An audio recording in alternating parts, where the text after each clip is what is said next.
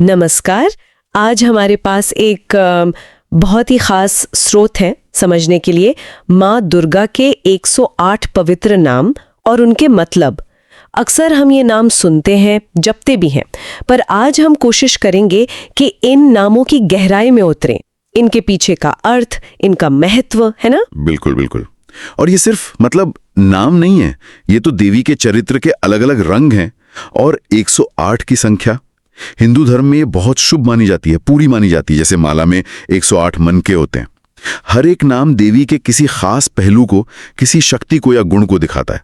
तो हमारा लक्ष्य यही है कि इन नामों के जरिए देवी की वो पूरी तस्वीर देखें, जिसमें सौम्यता भी है और प्रचंडता भी, पालन भी है, संहार भी। हाँ, तो चलिए इस यात्रा की शुरुआत करते हैं सबसे जाने पहचाने नाम से, दुर्गा। एक, इसका अर्थ बताया गया है कष्टों से बचाने वाली। ये नाम सुनते ही एक सुरक्षा का भाव आता है ना? निश्चित रूप से। दुर्ग का मतलब ही किला होता है, जो अभेद्य सुरक्षा का प्रतीक है। तो देवी दुर्गा अपने भक्तों के लिए एक कवच की तरह है, जो जीवन के मुश्किल रास्तों और संकटों से पार ले जाती हैं। अच्छा। और इसी तरह एक और बहुत महत्वपूर्ण नाम है शिवा, जिसका मतलब मंगलमयी भी है और कल्याणमयी भी। हाँ, ये 2 बार आया है। हाँ, ये नाम उनके शांत, शुभ और कल्याणकारी स्वभाव को दिखाता है और भगवान शिव से उनके गहरे रिश्ते की तरफ भी इशारा करता है। तो शुरुआत में ही हमें रक्षा और कल्याण, ये 2 अहम पहलू दिख गए। लेकिन सूची में जैसे ही हम आगे बढ़ते हैं, देवी का एक बिल्कुल अलग रूप सामने आता है, शक्तिशाली योद्धा रूप। जैसे नाम है शूल धारिणी, मतलब त्रिशूल धारण करने वाली। त्रिशूल तो अपने आप में ही बहुत शक्तिशाली प्रतीक है। हाँ बिल्कुल। त्रिशूल को सृष्टि के 3 गुणों, सत्व, रजस, तमस, या फिर भूत, वर्तमान, भविष्य, इन पर उनके नियंत्रण का प्रतीक माना जाता है। ये सिर्फ एक हथियार नहीं है, समझिए ये संतुलन और धर्म की स्थापना का एक उपकरण है। अच्छा। इसी तरह खड्गिनी 26, खड्ग मतलब तलवार धारण करने वाली। तलवार अज्ञान और अहंकार को काटने का प्रतीक है। और पिनाका धारिणी 5, जो शिवजी के धनुष पिनाक को धारण करती हैं। ये उनकी शिव की शक्ति से अभिन्नता और युद्ध में उनकी महारत को दर्शाता है। और फिर वो नाम आते हैं जो सीधे सीधे उनके दुष्ट नाशक रूप से जुड़े हैं, जिनके लिए वो शायद सबसे ज्यादा जानी जाती हैं। महिषासुरमर्दिनी 29, बिल्कुल, महिषासुर का वध करने वाली। ये कहानी तो बहुत ही प्रसिद्ध है। बिल्कुल। और ये कहानी सिर्फ एक असुर के वध की नहीं है, ये बुराई पर अच्छाई की, अंधकार पर प्रकाश की जीत का प्रतीक है। हाँ। इसी तरह चामुंडा 42, जिन्होंने चंग और मुंड जैसे भयानक असुरों का संहार किया। और चंडिका 28, जिनका अर्थ ही है प्रचंड संहार करने वाली। ये नाम हमें याद दिलाते हैं कि देवी सिर्फ सौम्य नहीं है, बल्कि अन्याय और अधर्म के नाश के लिए भयंकर रूप भी ले सकती हैं। हाँ, जैसे भीमा देवी 43, यानी भयंकर रूप वाली। और दानव मर्दिनी 98, यानी दानवों का नाश करने वाली। ये भी उसी तरह के नाम हैं। जी बिल्कुल। ये जानना दिलचस्प है कि इन नामों में एक तरह की भीषणता है। जैसे भीषण रूपा 71 भी एक नाम है। क्या ये भक्तों के लिए डरावना नहीं होता? ये एक बहुत अच्छा सवाल पूछा आपने। देखिए, यहाँ ये समझना जरूरी है कि ये भीषणता नकारात्मक नहीं है। ये अधर्म और अन्याय के प्रति उनका क्रोध है, सृष्टि में संतुलन लाने का एक तरीका है। अच्छा। जैसे डॉक्टर कड़वी दवा देता है ना रोग मिटाने के लिए, वैसे ही देवी का ये उग्र रूप संसार से बुराई मिटाने के लिए। हाँ।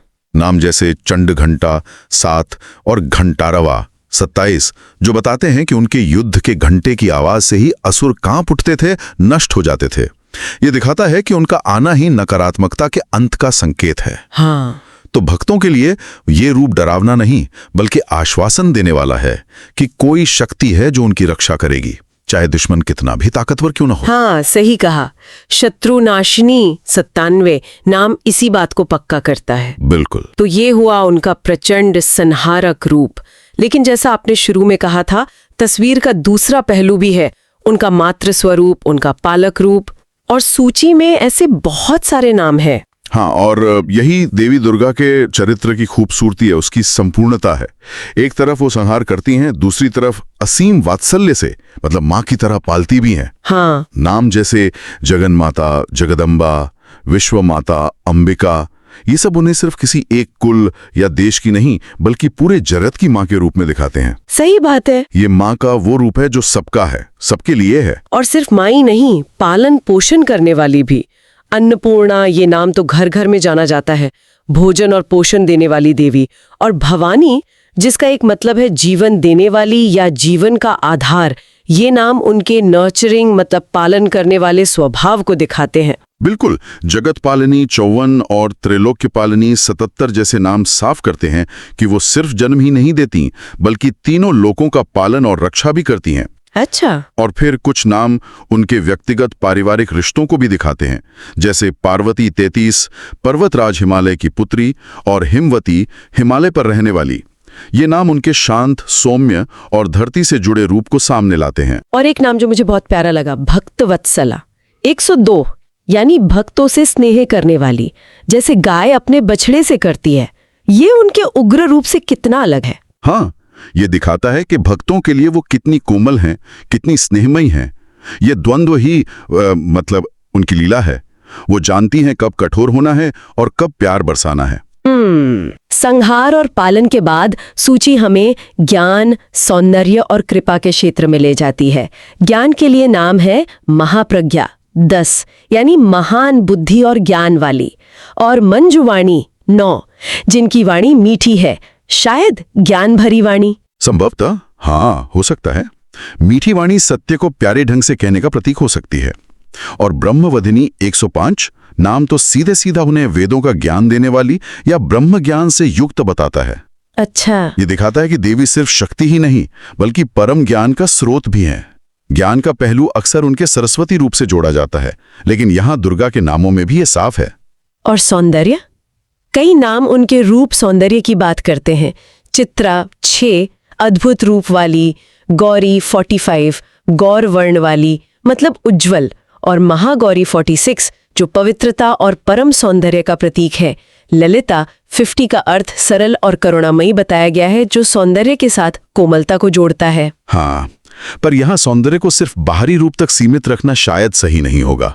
मेरा मतलब है कि ये आंतरिक पवित्रता, शांति और दिव्यता का भी प्रतीक है। हाँ, सही कह रहे हैं। नाम जैसे उमा और सौम्या जो उनके शांत और सौम्य रूप को दर्शाते हैं, और शांति स्वरूपिणी जो उन्हें शांति का ही रूप बताती हैं, ये सब मिलकर एक ऐसे सौंदर्य की तस्वीर बनाते हैं जो आकर्षक होने के साथ साथ शांत और पवित्र भी है। त्रिपुरा सुंदरी 51 और त्रैलोक्य सुंदरी 99 जैसे नाम उन्हें तीनों लोकों में सबसे सुंदर बताते हैं, जो शायद उनके परम दिव्य सौंदर्य की ओर इशारा है। और इस सौंदर्य और शांति के साथ जुड़ी है उनकी कृपा।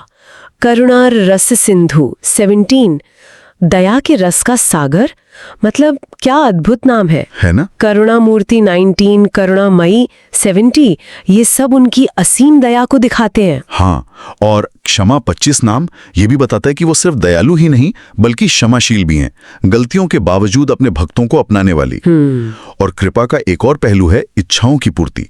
कामाक्षी 18 नाम का अर्थ है जिनकी आंखों की दृष्टि मात्र से इच्छाएं पूरी हो जाएं। वाह। और कामेश्वरी व कामरूपा भी इच्छाओं को पूरा करने वाली देवी का संकेत देते हैं। अब एक और दिलचस्प पहलू सामने आता है। कई नाम ऐसे हैं जो देवी दुर्गा को दूसरे प्रमुख देवताओं की शक्तियों से जोड़ते हैं, जैसे नारायणी 56 और वैष्णवी 57 उन्हें विष्णु की शक्ति बताते हैं। वाराही 58 वरा अवतार की शक्ति, इंद्राणी 59 इंद्र की शक्ति, ब्राह्मी 60 ब्रह्मा की शक्ति, और माहेश्वरी 61 व शांभवी 41 शिव की शक्ति। इसका क्या मतलब है, ये थोड़ा समझाएंगे? हाँ, ये एक बहुत महत्वपूर्ण बिंदु है और ये देवी तत्व की गहरी समझ की ओर ले जाता है। देखिए, ये नाम इस विचार को पक्का करते हैं कि मूल शक्ति एक ही है, जिसे आद्या शक्ति या आदि शक्ति कहा गया है, यानी सबसे पहली मौलिक शक्ति। अच्छा। यही परम शक्ति जरूरत के हिसाब से अलग अलग देवताओं की सहायक शक्तियों के रूप में प्रकट होती है या अपने खास रूपों में काम करती है। महाशक्ति 75 और शक्ति रूपा 84 नाम भी इसी परम मूल शक्ति की ओर इशारा करते हैं। असल में माना जाता है कि सभी देवताओं की शक्ति का स्रोत वही एक आदि शक्ति है। अच्छा, तो ये अलग अलग नाम उस एक ही मूल शक्ति के विभिन्न प्रकट रूप हैं, जैसे कात्यायनी 1547 जो ऋषि कात्यायन की पुत्री के रूप में आई, या उनका युद्ध वाला रूप कालरात्रि 20, नवरात्रि का 7वां रूप अंधकार नाशक, काली 16 या कालिका 65 जो समय और संहार की देवी हैं, और भद्रकाली 49 जो काली का ही एक सौम्य कल्याणकारी रूप है। बिल्कुल। और सिर्फ यही नहीं, उनकी भुजाओं की संख्या के आधार पर भी नाम है। अष्टभुजा 89, दशभुजा 90, चतुर्भुजा 91। ये दिखाते हैं कि वो भक्तों के लिए या खास कामों के लिए अलग अलग रूपों में प्रकट हो सकती हैं। हाँ हाँ। विश्वरूपा नाम तो उन्हें सर्वव्यापी मतलब सभी रूपों में व्याप्त बताता है, और योगमाया नाम उन्हें ईश्वर की उस रहस्यमयी शक्ति के रूप में दिखाता है जिससे ये सृष्टि का खेल चलता है, जिसे लीला भी कहते हैं। अब हम सूची के मतलब अंतिम हिस्से की ओर बढ़ रहे हैं, जहां कुछ नाम उनके परम सर्वोच्च स्वरूप और उनसे मिलने वाले फलों की बात करते हैं। विश्वेश्वरी 3173 पूरे विश्व या ब्रह्मांड की स्वामिनी, सर्वज्ञा 82 सब कुछ जानने वाली, सर्वेश्वरी 83 सबकी ईश्वर। ये नाम तो उन्हें परब्रह्म के बराबर रखते हैं। हाँ, ये नाम उनके सर्वोच्च, सर्वव्यापी और सर्वज्ञ स्वरूप को दर्शाते हैं। वे सिर्फ देवताओं की शक्ति या कोई विशेष रूप ही नहीं, बल्कि स्वयं परम सत्ता हैं। सत्य रूपिणी नाम उन्हें सत्य का ही स्वरूप बताता है। और भक्तों के लिए उनका महत्व इन नामों से साफ होता है। मोक्षप्रदा 69 और त्रैलोक्य मोक्षदायिनी 40 यानी मुक्ति देने वाली, शरण्य 68 शरण देने वाली, सिद्धिदात्री 48 और सिद्धेश्वरी 107 हर तरह की सिद्धियां मतलब आध्यात्मिक और सांसारिक सफलताएं देने वाली। और यहीं पे सांसारिक फलों की बात भी आती है, जिसका जिक्र स्रोत में भी है। नाम जैसे धनप्रदा 86 धन देने वाली, पुत्रप्रदा 87 संतान देने वाली, सौभाग्यदायिनी 81 अच्छा भाग्य देने वाली, और खास तौर पे दारिद्र्य नाशिनी 100 दरिद्रता यानी गरीबी का नाश करने वाली। हाँ, ये बहुत महत्वपूर्ण है। बिल्कुल। यहाँ तक कि मृत्युंजयी 79 और मृत्युहरणी 96 जैसे नाम मृत्यु के डर से मुक्ति या अकाल मृत्यु को टालने का संकेत देते हैं। स्रोत में कहा गया है कि इन नामों के जप से रोग, शोक, दरिद्रता मिटती है, शत्रु और बाधाएं दूर होती हैं। तो क्या ये सिर्फ जप करने से हो जाता है या इन नामों के मतलब को समझना भी जरूरी है? ये एक अच्छा प्रश्न है। देखिए, सिर्फ यंत्र की तरह जप करने की बजाय जब भक्त इन नामों का उनके अर्थों पर ध्यान करते हुए जप करता है तो वो देवी के उन गुणों से जुड़ने की कोशिश करता है, जैसे निर्भयता दुर्गा, करुणा करुणामयी, ज्ञान महाप्रज्ञा, शक्ति महाशक्ति, क्षमा क्षमा, है ना? हाँ, ये एक तरह से उन गुणों को अपने अंदर जगाने की प्रक्रिया है। जब मन शांत होता है, सकारात्मक गुणों से जुड़ता है, तो जीवन की चुनौतियों का सामना करने की शक्ति अपने आप बढ़ती है और चीजें अनुकूल लगने लगती हैं। इसी को शायद कृपा या फल प्राप्ति कहते हैं। और अंततः आनंदमयी नाम हमें याद दिलाता है कि देवी का मूल स्वरूप आनंद है, और शायद यही परम लक्ष्य भी है। तो ये यात्रा माँ दुर्गा के 108 नामों के सागर में एक डुबकी जैसी रही। ये सिर्फ नामों की गिनती नहीं थी, बल्कि देवी के विराट स्वरूप को समझने की एक कोशिश थी। हर नाम एक खिड़की की तरह है जो उनके किसी खास गुण, किसी खास शक्ति या किसी खास भूमिका पर रोशनी डालता है। बिल्कुल। ये सूची हमें दिखाती है कि दिव्यता कितनी बहुआयामी हो सकती है। वही एक शक्ति रक्षक है, पालक है, संहारक है, ज्ञान देने वाली है और कृपा करने वाली भी। ये विविधता में एकता का और एक ही सत्य के अनगिनत पहलुओं का उत्सव है। तो क्या हमने सब जान लिया? शायद नहीं। देवी का स्वरूप तो अनंत है। और यहीं एक बात सोचने के लिए रह जाती है, देवी के इतने सारे नाम क्यों हैं?